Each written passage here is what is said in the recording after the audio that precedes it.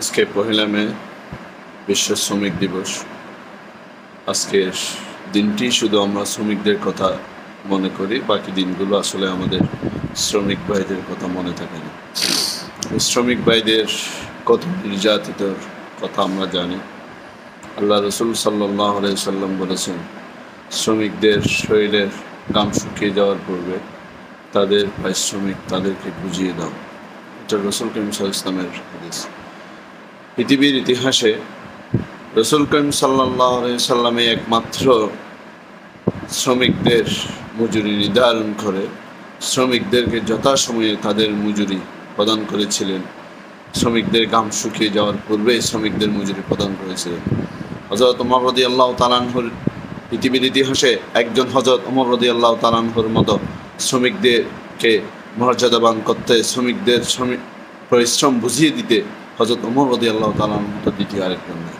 যিনি খলিফা অবস্থায় যিনি ওটের উপর উঠে বসতেন, তার সাকর ওট টানতে টানতে প্রতিমধ্যে যাত্রা বিরতির পর হযরত ওমর রাদিয়াল্লাহু তাআলা আনহু তার শ্রমিককে উঠে বসিয়ে তিনি নিজে ওট টানা শুরু করতেন। তিনি এটা ভাবতেন যে আমি ওমর যেমন একজন মানুষ, ওই শ্রমিক যে আমার উট টানতেছে সে একজন মানুষ। আমার যদি কিছুক্ষণ উঠে বসে যাওয়ার সুযোগ থাকে, সেই শ্রমিকের একই সুযোগ আছে। এটা পৃথিবীর ইতিহাসে হযরত ওমর রাদিয়াল্লাহু তাআলা আনহু একটা ইতিহাস সৃষ্টি করেছেন শ্রমিকদের। আজকে যারা শ্রমিকদের পক্ষ নিয়ে বড় বড় কথা বলে, আজকে যারা শ্রমিকদেরকে খাটিয়ে কোটি কোটি টাকা ইনকাম করে, পরিশেষে তারা শ্রমিকদেরকে কোনো মূল্যায়ন করে না।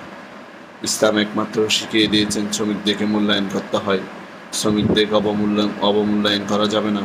যারা শ্রমিকদেরকে অবমূল্যায়ন করবে তাদের জন্য বিশাল শাস্তির ব্যবস্থা রয়েছে। সুতরাং আসুন, আমি শ্রমিক ভাইদেরকে আহ্বান করব, চলুন আমরা ইসলামের পথে আসি।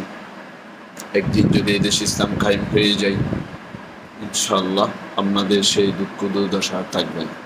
আমাদের শ্রমিক ভাইরা অনেক দুঃখে কষ্টে জীবনযাপন করছে। আজকে শ্রমিকদেরকে আমরা প্রচুর খাটাই, কিন্তু আমরা পরিশ্রমিক দিতে চাই না। আমরা অনেক সময় খুব অল্প মজুরিতে শ্রমিকদেরকে খাটাই, আবার সে অল্প মজুরিও সঠিকভাবে দিতে চাই না। চট্টগ্রাম থেকে বাংলাদেশ পর্যন্ত এই বহু কোম্পানি তাদেরকে দেওয়ালিয়া ঘোষণা করার পূর্বেও শ্রমিকদেরকে বেতনগুলো আদায় করে নেয়। এমন এমন কোম্পানি আছে, গার্মেন্টস কর্মী আছে, যারা শ্রমিকদেরকে মাসের পর মাস খাটিয়ে 2-3-4 মাসের কোনো পারিশ্রমিক না দিয়ে তাদেরকে দেওয়ালিয়া ঘোষণা করছে। তাদেরকে দেওয়ালিয়া ঘোষণা করে তারা বাংলাদেশের ব্যবসায়িক টাকা, বাংলাদেশের লোনের টাকা, হাজার হাজার কোটি টাকা বিদেশে পাচার করছে।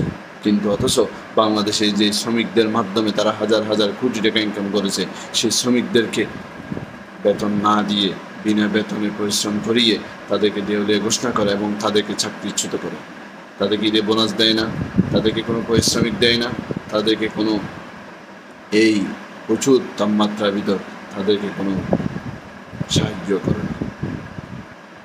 আমাদের দেশে এমন। সুতরাং প্রিয় শ্রমিক ভাইরা, চলুন আসি আমরা দেশের সেবায় কাজ করি এবং আমরা সর্বোচ্চ চেষ্টা করব আমাদের দেশে যারা ইসলামী আন্দোলন করে তাদের পক্ষ হয়ে এদেশে যদি একবার ইসলামী শাসন কায়েম হয়ে যায়, এদেশে যদি একবার বাংলাদেশ শ্রমিক কল্যাণ ফেডারেশন আন্ডারে যারা আছেন, বাংলাদেশ জামাত ইসলাম যদি একবার ক্ষমতায় চলে আসে, এদেশে ইসলামী কায়েম শুরু হবে, এদেশে যদি কোরআনী শাসন কায়েম শুরু হয়ে যায়, আপনাদের পরিশ্রম কখনো দিতে যাবে না। ইনশাআল্লাহ আল্লাহ পাক সবাইকে বুঝার তৌফিক দান করুন। আসসালামু আলাইকুম।